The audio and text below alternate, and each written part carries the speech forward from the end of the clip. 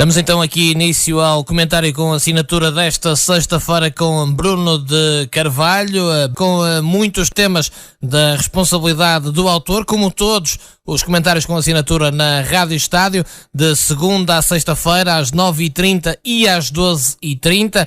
O primeiro tema vai versar sobre o Conselho de Arbitragem, sob suspeita. Uma peça da TVI, no Jornal da Noite, a TVI lançou, obviamente, também algumas suspeitas sobre o Conselho de Arbitragem, e vai ser esse o tema. Bruno, agora sim, penso que em melhores condições. Vamos, então, sem demoras, precisamente porque os temas são muitos, para este primeiro tema relacionado com as suspeições à volta do Conselho de Arbitragem da Federação Portuguesa de Futebol.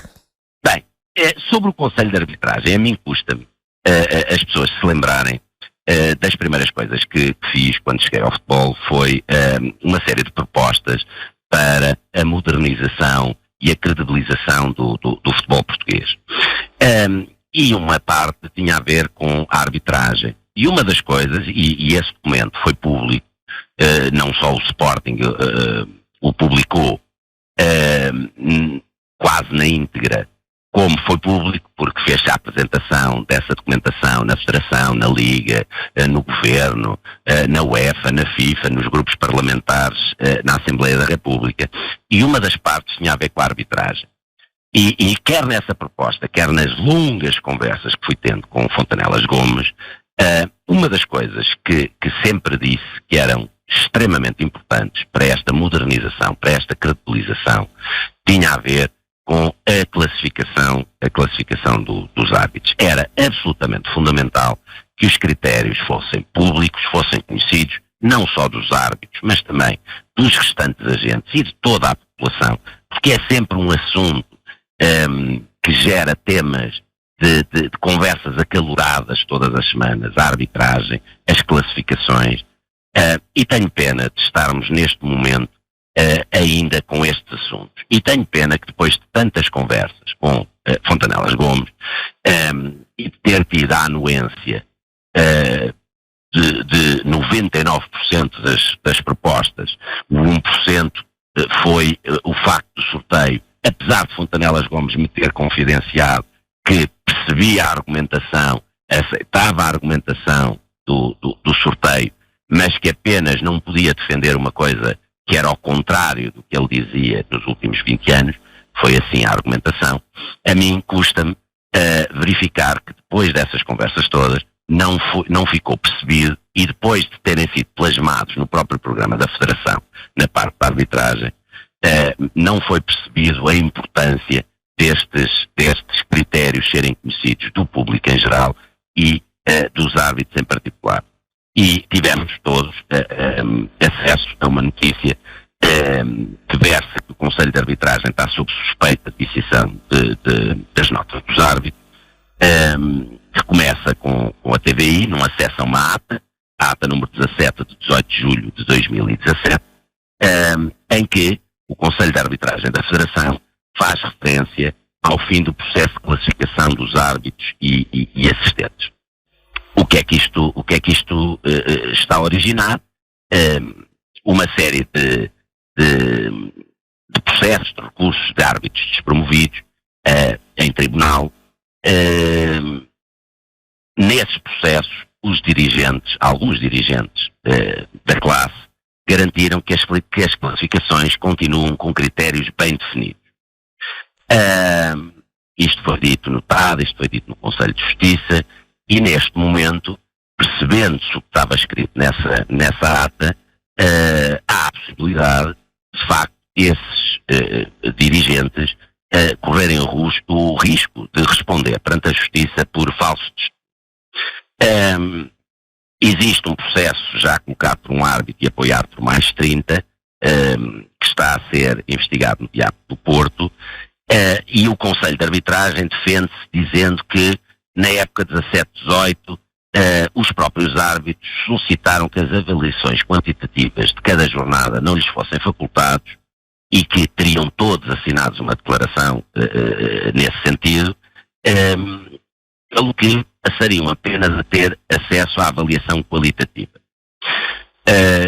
A única coisa que eu digo é, Tenho pena que Fontanelas Gomes, a este momento, ainda não tenha percebido a importância que é da total transparência em todos os processos que envolve a arbitragem e mesmo que tivesse sido solicitado ao Conselho de Arbitragem esta situação de os árbitros não saberem, mesmo pelos próprios árbitros, as suas avaliações quantitativas, a coisa que eu digo é que o Conselho de Arbitragem devia ter imediatamente dito que não e que continuaria a fazer a avaliação, os critérios seriam conhecidos de todos e que não faria apenas a avaliação qualitativa. Como sempre se disse, não só no mundo do desporto, mas no mundo em geral, nós não podemos apenas ser sérios. Temos que parecer, temos que ser, parecer. E isto significa uma total transparência em todos aqueles que são os fluxos que nós originamos numa coisa tão importante e que mexe com o sentimento de milhões e milhões de pessoas por todo o mundo. E não podemos, numa situação em que sabemos que é a terceira equipa que está num terreno de jogo, sabemos a importância e a relevância que tem dentro de um jogo, mesmo para o próprio decorrer do jogo. Não podemos ter processos que decidem quem sobe e quem desce de escalão, que decide quem se torna internacional ou não. Isto é, processos que são absolutamente fundamentais para a vida profissional de um árbitro, não podem ser processos conhecidos apenas por 2 ou 3 pessoas, se é que os existem, o Conselho de Arbitragem diz que sim, mas tem que ser um processo, como eu sempre disse, a bem da credibilização do futebol português, conhecido por todos e, claro que em particular, pelos próprios profissionais. Pelos vistos, neste momento são 31 árbitros, parece-me que é muita gente a reclamar e parece-me que não é, de facto, a estratégia mais inteligente não ser-se claro, objetivo e concreto e transparente num processo que tanto mexe com a opinião dos amantes do futebol e que gostavam de não ver sistematicamente os órgãos a ser alvos de suspeita e um órgão tão importante como todos nós sabemos como é o Conselho de Arbitragem. Bruno, deixa-me aproveitar para lhe fazer uma pergunta antes de irmos para o próximo tema. Como já referimos, temos muito para falar hoje, mas baseado nisto, precisamente por ser um tema tão importante, nós na Rádio Estádio temos falado muito deste assunto, destas suspeitas, muitas declarações de ex-árbitros também aqui na nossa antena sobre este assunto, e todos eles têm sido unânimes, pelo menos os que temos ouvido, baseado depois do que disse a TVI, mas que também aqui na Rádio Estádio já havíamos avançado através do nosso comentador de arbitragem, Jorge Ferreira, perguntar-lhe se, na sua opinião, com tudo isto, este Conselho de Arbitragem tem condições para continuar ou então se tem condições para ser o mesmo Conselho de Arbitragem a partir de maio, quando existirem eleições. Eu lá está. Era nisso que eu, em brincadeira, disse logo no início. Este é um mundo fértil e realmente é pouco tempo. Eu fico espantado, ou não, com estas situações, porque foram, de facto, várias horas a falar com Fontanelas Gomes. E aquilo que mais me choca, ou não me choca nada, a certa altura não me chocou nada, é como as pessoas são uma coisa e quando chegam ao local as coisas acabam por se ir transformando. Várias vezes eu disse a Fontanelas Gomes se ele tinha a noção clara do que era ser presidente do Conselho de Arbitragem. Se tinha a noção das pressões, se tinha a noção da importância, da relevância, e ele disse-me que sim. Sinceramente, eu olho para isto e eu denunciei várias vezes. Quando há umas eleições para a Federação, poucas pessoas, quando vão falar com os clubes, dizem, não, está a ver, a pessoa para o Conselho de Justiça é esta, a pessoa para o Conselho de não sei o quê, o Presidente é este. A conversa é sempre quem é que vai ficar à frente dos árbitros. Eu disse isto várias vezes. A conversa é sempre, e tentam levar as pessoas a apoiar ou não, mediante aquilo que elas pensam que será a pessoa ideal para o Conselho de Arbitragem. Esta é uma realidade do futebol e que em pleno século XXI ainda não alterou. E por isso, aquilo que eu digo é isto. Os erros continuam a ser tantos. Esta vontade de querer agradar a gregos e a troianos é tão grande. Esta necessidade que as pessoas têm quando chegam às instituições do futebol, esta necessidade que as pessoas têm, e não é só Fontanelas Gomes, mas têm de sobreviver,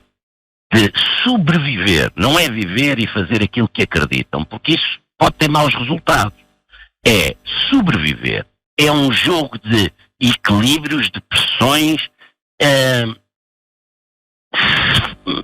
Sinceramente, se Fontanelas Gomes deve continuar ou não deve continuar ou deixa de continuar, eu a única coisa que quero deixar aqui expresso é que tudo aquilo que nós falamos sobre, especificamente, as classificações, acabou por não ser feito por Fontanelas Gomes. Ele acabou por não perceber a importância de ter um sistema transparente, conhecido, e isso assusta-me.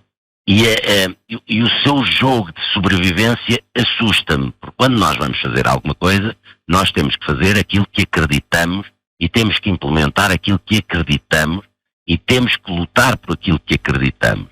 Quando entramos num registro de sobrevivência, não é bom, porque ao querermos agradar a todos, podemos não agradar a nenhum. Posso estar enganado e se calhar ele está a agradar quem realmente interessa. Não sei. Não faço a mínima ideia.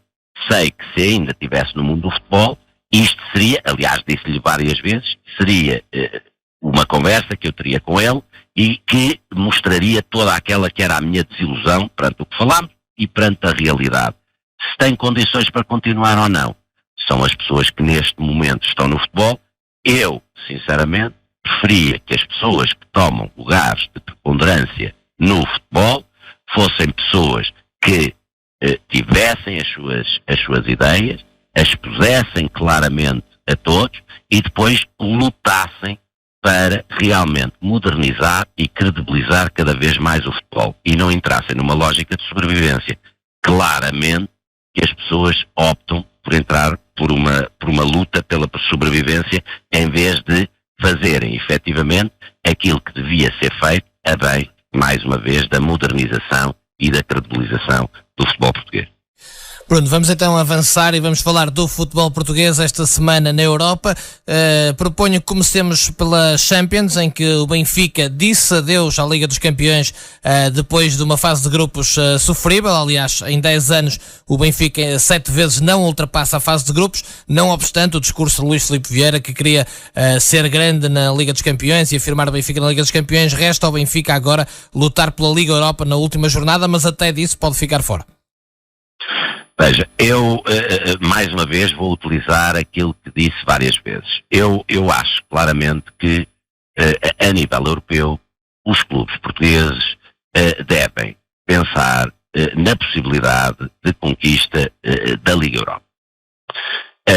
É algo que eu creio que está ao alcance das equipas portuguesas. Não é fácil, não, mas eu acho que está ao alcance. E tentei passar essa mensagem várias vezes, quer internamente, quer externamente. Olharmos para aquilo que é a realidade do futebol português, aquilo que é a realidade factual da capacidade de retenção de talento das equipas portuguesas, que é pouco. A capacidade financeira das equipas portuguesas, que é pouco. O facto das equipas portuguesas, e eu disse isto várias vezes, terem que ser equipas que cada vez apostam mais na formação, com tudo o que tem de bom, com tudo o que tem de menos bom. Cada vez mais olhar-se para os modelos competitivos, disse várias vezes, e tentar ver como é que esses modelos competitivos da UEFA se podem cada vez mais adaptar a uma realidade de um futebol que o gap entre as grandes equipas, e estamos a falar grandes a nível financeiro, e as restantes equipas é cada vez maior, aquilo que se deve fazer é realmente, a nível europeu, tentar-se fazer o melhor possível a nível de Liga dos Campeões, mas a nível de objetivo, conquista, eu penso que é muito mais realista para qualquer equipa portuguesa, não é para uma questão do Benfica em si, para qualquer equipa portuguesa é muito mais realista olhar-se para a Liga Europa. O que é que acontece esta semana? O Benfica tem o jogo dominado e a verdade é que nos últimos 6 minutos permite ao Leipzig empatar 2-2. Com isto, fica de fora da Champions. Já li em alguns lados que o Benfica ainda teria hipótese, não tem. Como discutíamos há bocado, se acontecer, ficarem todos com 3 equipas com 7 pontos, que poderia acontecer, percebe-se claramente que devido às regras é um campeonato a 3 só com jogos entre essas 3 equipas, que seria o Zenit, o Lyon e o Benfica, e o Zenit ficaria com 7 pontos, o Benfica com 6 e o Lyon com 4. Portanto, não há hipótese nenhuma. Para aquelas pessoas que foram mal informadas, não há hipótese nenhuma. Depois, o Benfica ainda tem a hipótese de cair na Liga Europa. Para isso, das duas uma, ou o Leipzig ganha, e aí basta ao Benfica ganhar, por qualquer resultado, ou se o Leipzig não ganha, o Benfica tem que vencer por 2-0 ou por um diferencial superior a 3 golos. Uma carreira muito para aquilo que eram os objetivos ditos por Luís Filipe Vieira, são carreiras na Liga dos Campeões, como o Remo disse, e bem, muito abaixo do que seriam as expectativas do clube, e aquilo que seria desejável para Portugal, para a sua própria classificação. Neste momento, acho que o Benfica, mais do que passar mensagens pela comunicação social que já está a sonhar em ganhar uma Liga Europa, eu acho que o Benfica devia parar um bocadinho e concentrar-se em chegar à Liga Europa. Vamos ver o que é que acontece para Portugal, sem dúvida nenhuma, que seria bom que mais uma equipa portuguesa continuasse nas competições europeias. Bruno, em relação aos restantes jogos da semana, nomeadamente de ontem, acaba por ser um dia sem derrotas, 2 empates e 2 vitórias, sendo que 2 equipas já qualificadas para a próxima fase, o Futebol Clube do Porto em boa posição de seguir em frente também, e o Vitória, que não segue em frente, é verdade, mas que fez uma fase de grupos a nível de qualidade exibicional de alto nível. Eu não tenho dúvida nenhuma que na Liga Europa nós temos um Vitória que acaba por empatar 1-1 com o Standard Liège, o Vitória que fez enormes exibições, lembrámos do jogo que fizeram contra o Arsenal, acaba por estar no último lugar com 2 pontos, mas eu acho que sai de cabeça erguida. Nós temos um grupo que é um grupo difícil, um grupo que contém o Arsenal, contém o Eintracht Frankfurt, que este ano se reforçou fortemente e que está a demonstrar resultados para isso. Temos o Standard Liège e o Vitória, sem dúvida nenhuma, sai de cabeça erguida, vai fazer o seu último jogo na Alemanha contra o Eintracht. Tenho pena, mostrou muita qualidade. Acho que teria sido bom poderem passar, mas realmente sai de cabeça erguida. Temos o Braga que faz um jogo de raça, esteve a perder 3-1 e acaba por empatar 3-3. São jogos à medida do Sapinto. Mostra claramente o caráter que esta equipa tem, e que também tem um dedo do Sapinto. É a única equipa portuguesa neste momento que ainda não perdeu, tem 3 vitórias, 2 empates, está em primeiro lugar, já passou, e por isso temos que dar os parabéns ao Braga, porque realmente tem feito uma fase de grupos muito, muito boa, e aquilo que todos nós esperamos é que vá ganhar ao Bratislava na quinta-feira, dia 12, e sele com chave de ouro esta sua participação na fase de grupos, que foi excelente, como eu disse, até agora a única equipa que não sofreu qualquer derrota. O Porto, neste jogo, a nota é para a recuperação de um goleador, Aboubakar, faz 2 golos, faz a reviravolta, ganham 2-1. É um grupo que está todo ele muito repartido, Rangers com 8 pontos, Porto com 7 em segundo lugar, Young Boys em terceiro com os mesmos pontos do Porto. O Porto joga em casa com o Feyenoord neste momento é o último classificado. Tem tudo nas mãos para ser mais uma equipa a passar aos 16avos. Espero que assim o aconteça. Acho que o Porto tem equipa mais do que suficiente para passar esta fase de grupos. É aquilo que todos nós esperamos. O Sporting acaba por se vingar da única derrota que tinha. Faz um resultado esmagador, 4-0. Tem que fazer referência ao Max. O Max é, em termos de pessoa, um miúdo absolutamente espetacular. Merece todas as oportunidades. É um fabuloso guarda-redes. Demonstrou claramente neste jogo. Ainda tem muito para crescer, o que diz do potencial e da qualidade do próprio jogador. Claro que não podíamos deixar de falar da importância que Bruno Fernandes tem. Bruno Fernandes que neste momento já vai com uma intervenção em mais de 100 golos. Luís Filipe que acaba por fazer a marcação do primeiro golo. Mathieu com 36 anos demonstra claramente que é um enorme jogador e que é uma mais-valia para o plantel. E o Sporting está apurado. Dentro de um grupo, aliás, o LASK também já está apurado, aqui já estão as decisões feitas.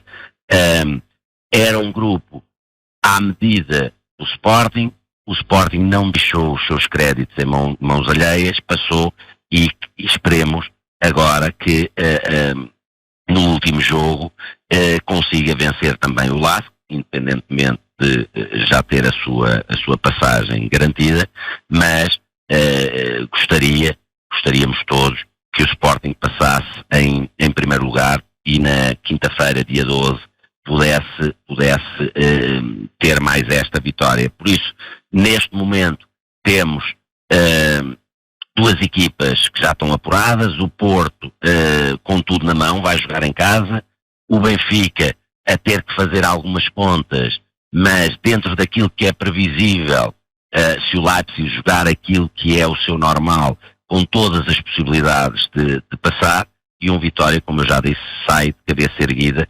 Por isso, acho que na Europa, Portugal pode realmente este ano, em termos daquilo que são as fases de grupo e sobretudo na Liga Europa, colocar várias equipas a seguir, o que realmente é muito importante para o futebol português, é muito importante para as nossas equipas e vem confirmar aquilo que eu digo há anos, que em termos europeus, aquilo que as equipas portuguesas podem, e demonstram-no, é fazer as suas ambições para já no que é a Liga Europa e a sua possibilidade de conquista.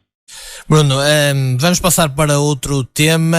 No seu comentário com assinatura, lembrar que o podem contactar através de brunodecarvalho@radioestadio.pt, que podem ouvir depois também em podcast, na nossa página no YouTube, na nossa página também radioestadio.pt, 89.0 no Grande Porto, 96.2 na Grande Lisboa. Este tema, Bruno, como eu dizia, suscitou muitos comentários entre a comunidade de sportinguistas, incluindo, recebemos vários e-mails a pedir o seu comentário para o que foram as declarações de Carlos Padrão, antigo guarda-redes, amigo próximo de Jorge Jesus, quando falou nomeadamente de Kaiser e de Frederico Varandas. Veja, eu tenho aqui que dizer, eu tive se não me engano, tive com o Carlos Padrão uma ou 2 vezes, creio que na Sporting TV, não o conheço pessoalmente, não o conheço bem, mas realmente os seus comentários têm-me surpreendido pela positiva, porque neste momento as pessoas que dizem a verdade, as pessoas que falam sobre estes assuntos de forma desassombrada, são pessoas que merecem toda a minha consideração e estima. E é importante para quem não ouviu perceber que Carlos Padrão afirmou que teve uma longa conversa em janeiro de 2017 com o Jorge Jesus, pessoa de quem ele é um dos grandes amigos, como o Rémulo disse, e que o alertou para tudo o que estava a acontecer no balneário e que uma pessoa que Jorge Jesus confiava bastante, Frederico Varandas, seria um lobo vestido com pele de cordeiro. E teve a discutir toda a estratégia que Frederico Varandas tinha dentro do balneário para atingir aquilo que acabou por suceder. É importante que cada vez mais pessoas não tenham medo de ser vozes dissonantes, mas pelo menos portadores da verdade. Seria importante todos termos acesso àquilo, e pelo próprio Carlos Padrão, aquilo que foi a conversa. Portanto, qual é que era essa estratégia, sabermos qual é que era essa estratégia de Frederico Varandas, que ele alerta, que diz que Jorge Jesus, depois, passado um ano, lhe diz que sim senhor, ele tinha toda a razão, mas era importante, porque há tanta coisa nebulosa nesta temporada do Sporting, o ano 2017, o ano 2018, que era importante percebermos um bocadinho do que era a visão. Eu percebo perfeitamente qual é que era a visão de Carlos Padrão. Eu percebo perfeitamente, perante aquilo que aconteceu e a ascensão de Frederico Varandas a presidente, percebo claramente o que é que Carlos Padrão está a dizer. Mas seria muito interessante, visto que pouca gente diz a verdade, pouca gente tem a vontade e tem a coragem de dizer a verdade, seria interessante percebermos, nas palavras de Carlos Padrão, qual é que seria essa estratégia. Continuo a dizer, muito importante, até porque isto termina tudo com os jogadores a colocarem-se contra o presidente e uma das pessoas que mais convívio tinha com os jogadores a ascender para presidente do Sporting Clube de Portugal. Era extremamente interessante.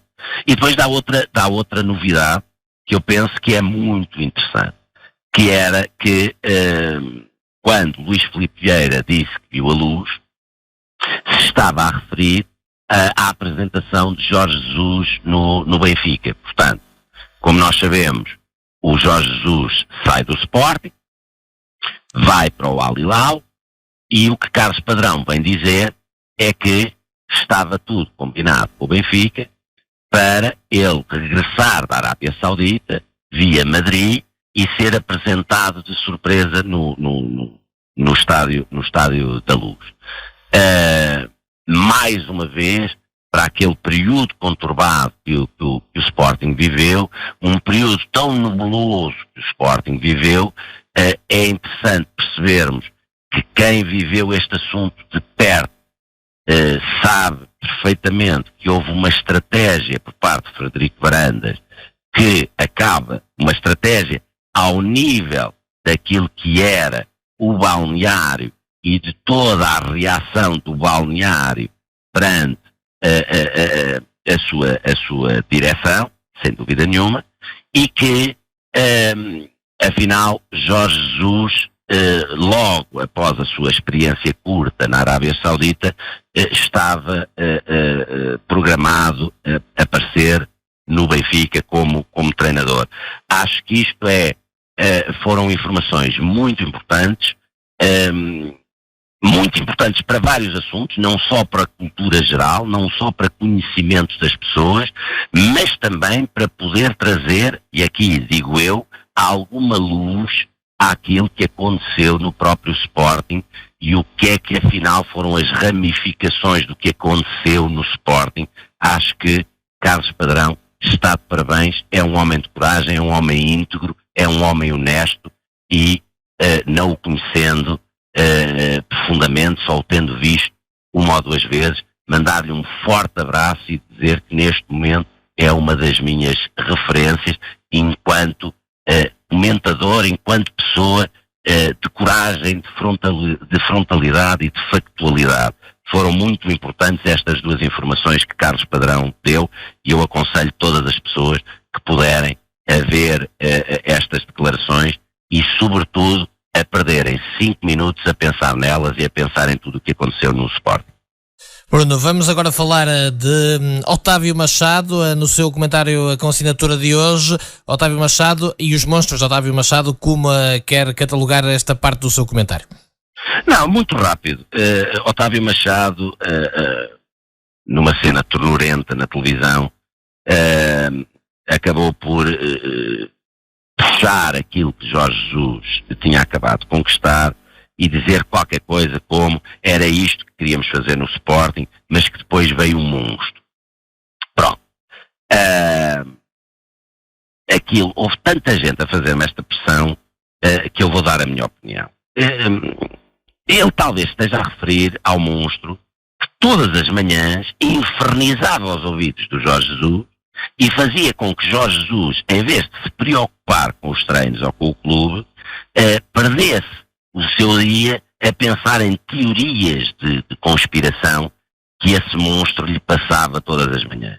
Talvez fosse este monstro. Ou então, talvez esteja a referir ao monstro que foi afastado do Sporting e que Jorge Jesus não fez questão nenhuma que voltasse.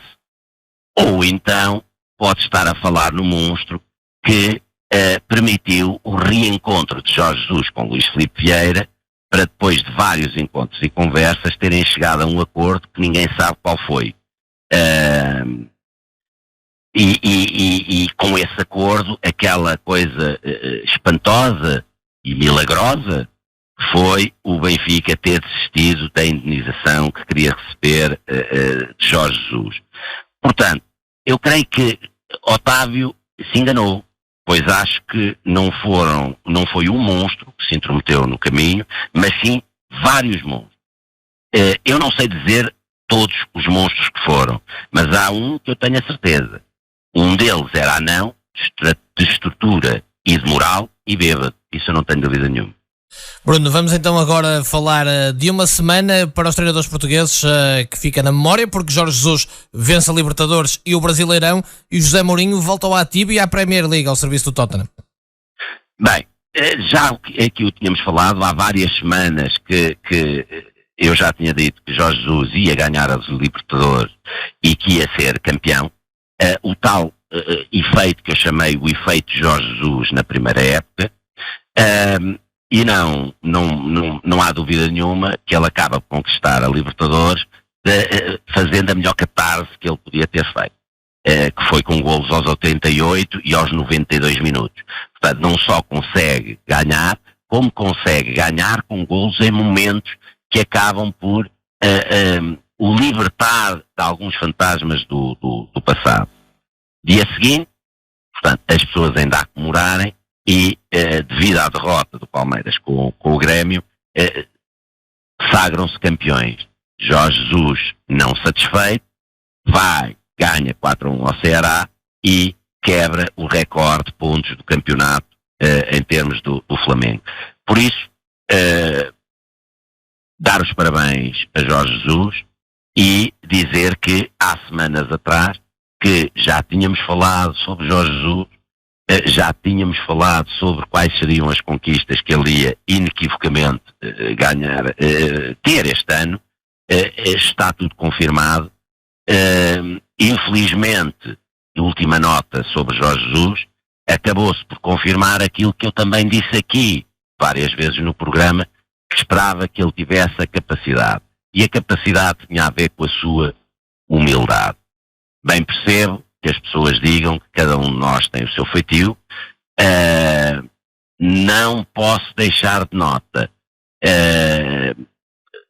esta necessidade que Jorge Jesus tem, que não lhe fica bem, de puxar a ele tudo. Portanto, o clube já é um clube que não está habituado a ganhar, o clube já é um clube que não percebe nada de merchandising, de marketing, de comercial, o clube não percebe nada, não fica bem. Um treinador tem que ter várias características. Uma das características tem que ser o saber jogar em equipa. Não fica bem a Jorge Jesus relegar o Flamengo e as pessoas que estão no Flamengo a um plano de inferioridade e com isso acaba por abafar tudo aquilo que ele traz de bom ao próprio clube. Não fica bem, alertei aqui várias vezes e infelizmente, pelos vistos, conhece demasiado bem as pessoas e as situações e aquilo que eu pedi para não acontecer, porque previa que pudesse acontecer, está a acontecer. Os parabéns são a Jorge Jesus, mas os parabéns também são ao Presidente e à estrutura do Flamengo, que tiveram a coragem de apostar em Jorge Jesus, que acreditaram no projeto de Jorge Jesus e que por isso devem perceber muito mais do que aquilo que Jorge Jesus neste momento diz, porque foram eles que tiveram a coragem e que tiveram a vontade de ir buscar Jorge Jesus. Portanto, uma nota, muito pouco se tem falado disso, uma nota de parabéns àquele Presidente, àquela estrutura diretiva, pelo sucesso que tiveram numa aposta que foi ganha ao levarem Jorge Jesus para o Flamengo e conquistarem o que conquistaram. Sobre Mourinho, pessoalmente, eu comentei noutro programa a possibilidade de Mourinho ir para o Dortmund. Tenho pena, pessoalmente, tenho muita pena que não se pudesse ter concretizado. Nem sei se foi uma hipótese. Falou-se nisso, nem sei se foi uma hipótese. Eu gostava de ver Mourinho num clube como o Dortmund e gostava de ver o Mourinho na Liga Alemã. Acho que era um bom desafio para Mourinho e que Mourinho podia fazer as suas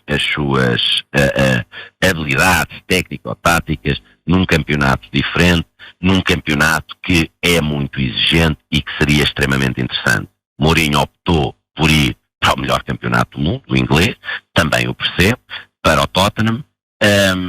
A verdade é que consegue logo uma vitória importante no campeonato, 3-2 na casa do West Ham, consegue fazer uma reviravolta na Liga dos Campeões, com o Olympiacos, estava a perder 2-0, gol aos 6 e aos 19 minutos, e a verdade é que consegue o 2-1 na primeira parte, e depois com 3 golos sem resposta na segunda, acaba por ganhar 4-2 e verificou-se toda a alegria de Mourinho e toda a felicidade com que ele está por este regresso. Neste momento já passaram a fase de grupos da Champions, passa Bayern, passa Tottenham. Como português e como admirador, confesso que sou das qualidades de Mourinho, espero que Mourinho tenha sucesso e que consiga desfrutar deste seu desafio, desfrutar do futebol que ele tanto gosta, e vamos ver até onde ele consegue levar o Tottenham. Última nota, o Tottenham sempre foi um clube com uma preocupação muito grande com as suas contas. Era um clube que regularmente distribuía dividendos pelos seus acionistas.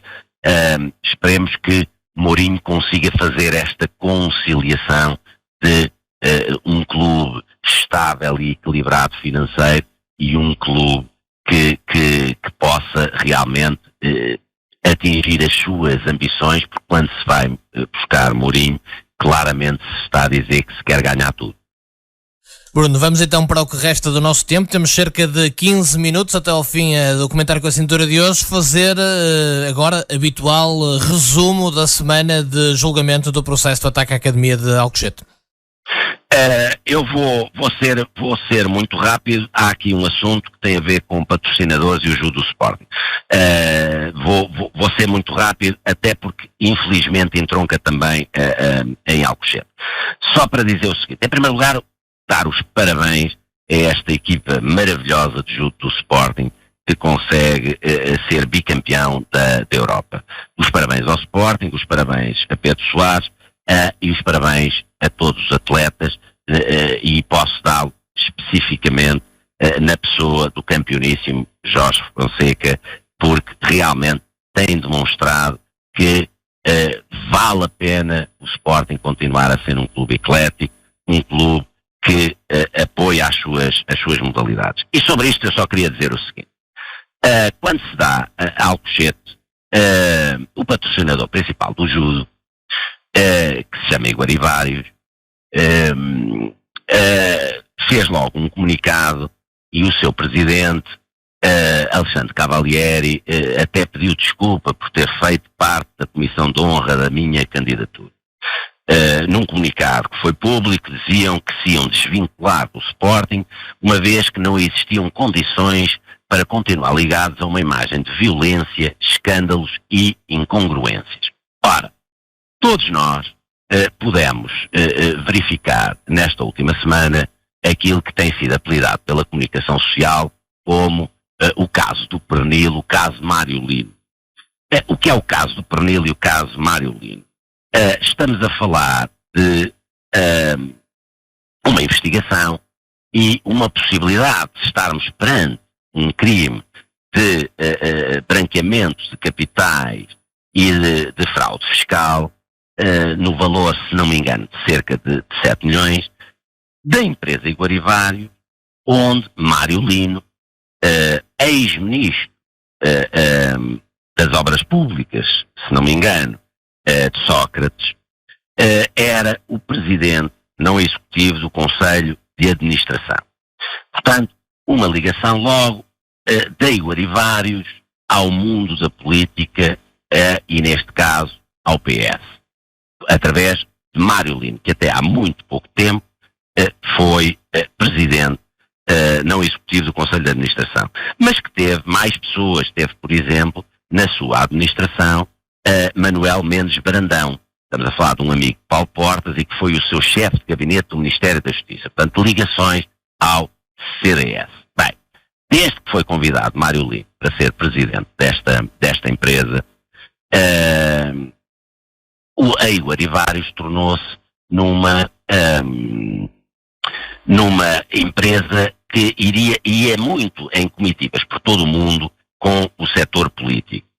É engraçado que esta empresa, com todas estas ligações políticas, ter sido a empresa que veio publicamente dizer que não podia estar junto do Sporting devido a esta imagem de violência, escândalos e incongruências. E o que é que aconteceu neste momento?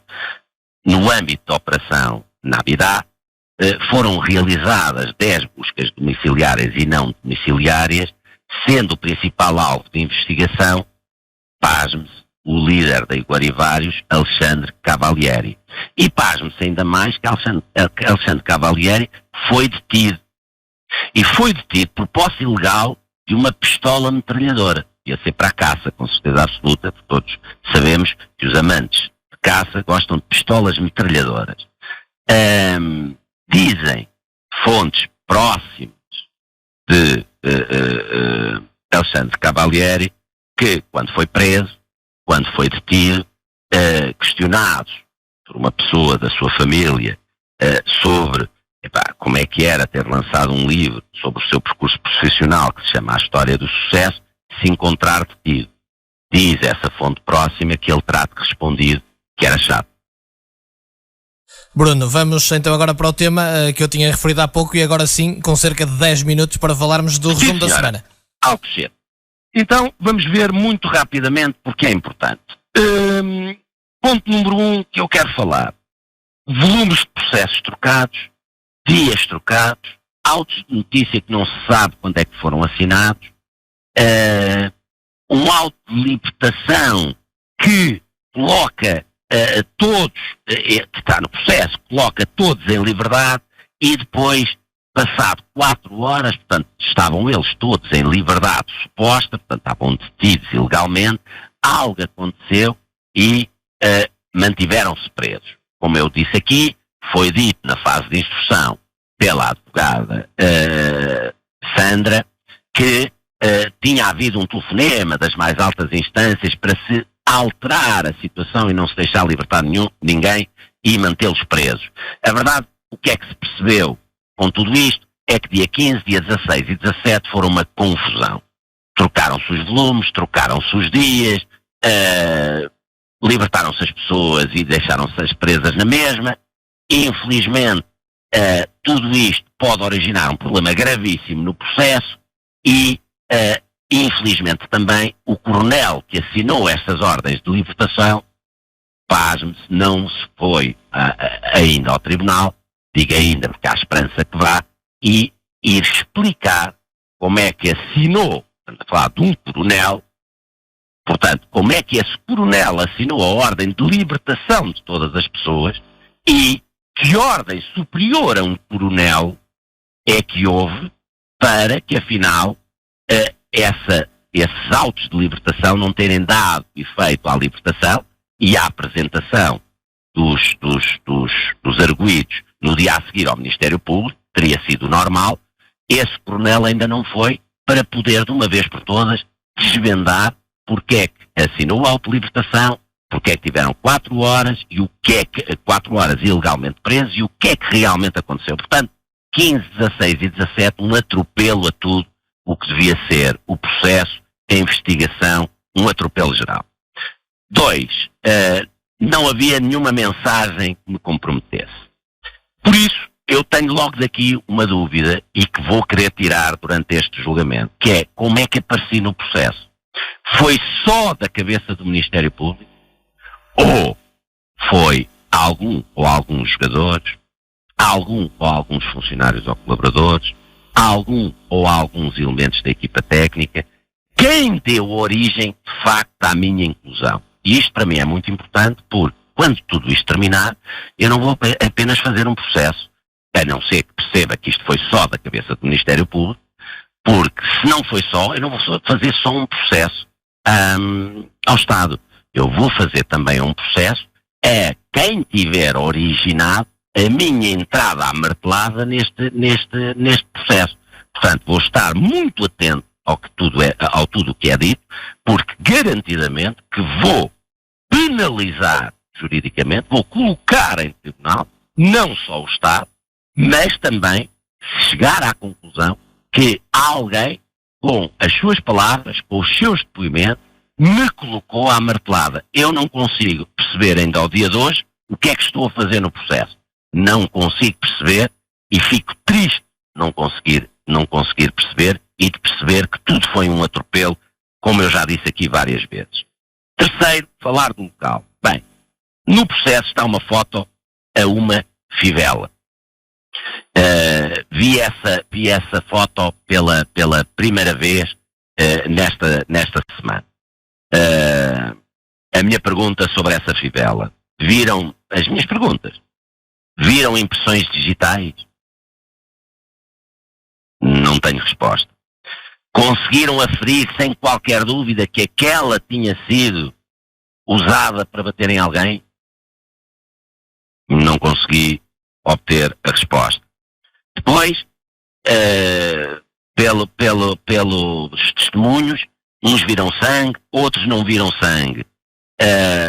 Perguntas, fizeram o teste para saberem de quem era o sangue? Em princípio, sim. Vejo as pessoas muito esquivas a responder a esta resposta, a esta pergunta no tribunal. E já agora também parece que apareceu sangue num pedaço de sangue, diz, num farol de um Porsche, de quem é que seria esse sangue.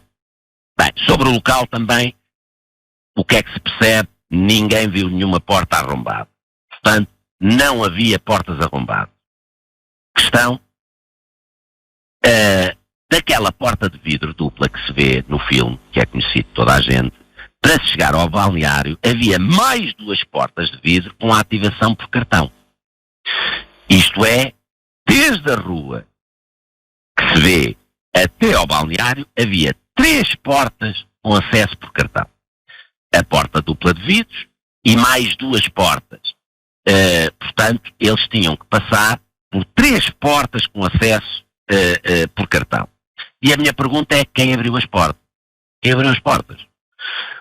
A RGNR, o que é que respondeu quanto a isto? Bem, alguém chegou, partiu o botão de emergência, aqueles botões que toda a gente conhece, que diz partir só em caso de emergência, e a partir do momento em que se deu esse alarme, as portas abriram por questão de segurança e foi com isso que entraram. Mas, se foi isso, tenho algumas questões. Primeiro, de quem eram as impressões digitais nesse botão? Isto para determinar quem acionou e com isso abriu as portas. Para mim, importantíssimo. Não tenho resposta. Segundo, se esse botão foi acionado, a que horas foi acionado? E isso pode ser visto pelo registro que os bombeiros tiverem desse acionamento. Foi pedido o registro aos bombeiros? Não tenho resposta. E isto para determinar a hora e confirmar o guia temporal de tudo o sucedido. 3. A que horas chegaram os bombeiros à academia após essa ativação? Também é importante para percebermos o guia temporal do sucedido. Também não tenho resposta. Mas há mais outra questão que eu tenho, que é, se a teoria da GNR é que as portas foram abertas porque se partiu um botão de emergência, se o botão de emergência está depois de duas portas, isto é, o botão de emergência está depois das portas de vidro duplas e depois da primeira porta de segurança. Portanto, se foi por acionamento desse botão, as pessoas já têm que ter passado por duas portas. Volto a perguntar, a teoria da GNR não cola, porque o botão está colocado depois de duas portas de segurança, ainda havia mais uma. Quem é que abriu as duas primeiras portas? Porque elas só podiam ser abertas por dentro e nunca por fora. E visto que foram várias vezes perguntados e todos eles confirmaram, e bem, não viram nenhuma porta arrombada, é extremamente relevante. Depois vamos às imagens, que é às imagens e a um facto muito, muito, muito espantoso de tudo isto, porque foi confirmado por várias pessoas. Nas imagens que nós vemos logo após as entradas dos indivíduos com caras tapadas, naquelas portas duplas de vidro, vê-se Frederico Varandas. Vê-se Frederico Varandas, ele até está à conversa com o Manuel Fernandes, calmo, não há conversa. E o que é que acontece de espantoso neste processo? Portanto, há imagens que colocam Frederico Varandas lá, sem dúvida, factual.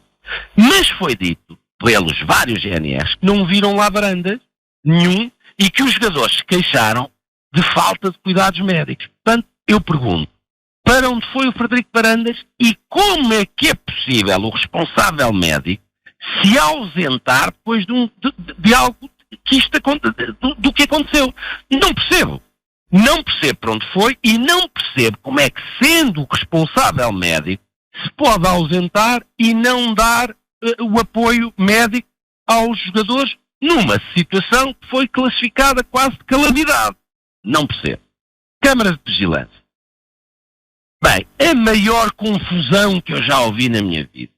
O sistema estava avariado e que só ligaram depois quando souberam do ataque, mas que afinal havia câmaras que não estavam a funcionar, mas que afinal as câmaras foram ligadas, algumas porque outras não funcionavam, foram ligadas de propósito, mas afinal às 17h18 foram outra vez desligadas, mas afinal depois há mais um bocadinho de imagens, mas afinal... Bem, a maior confusão, para as pessoas perceberem, como é lógico, é assim que tem que ser feito.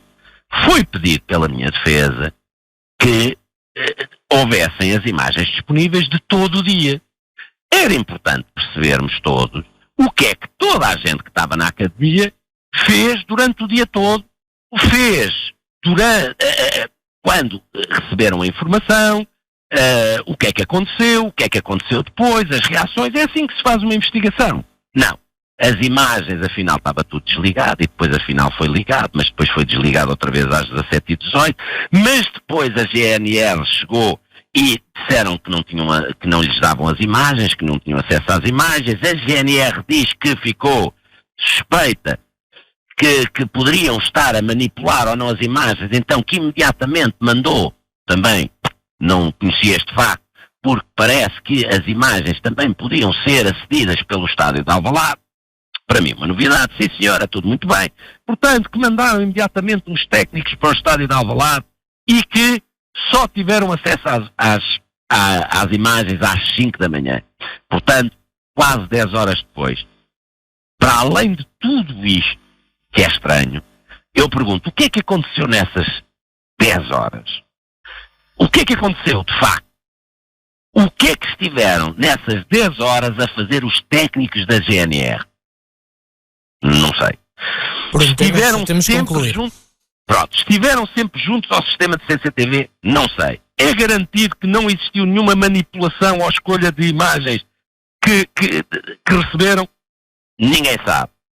Último, para terminar, a segurança do portão diz coisas absolutamente importantíssimas. Primeiro, que recebeu uma ordem de Ricardo Vaz para poder entrar o BMW do arguido Nuno Torres e que, mesmo assim, antes de deixar esse carro entrar, ligou para Ricardo Gonçalves, que lhe confirmou que sim senhora, Nuno Torres podia entrar para ir apanhar umas pessoas que estavam na zona da formação.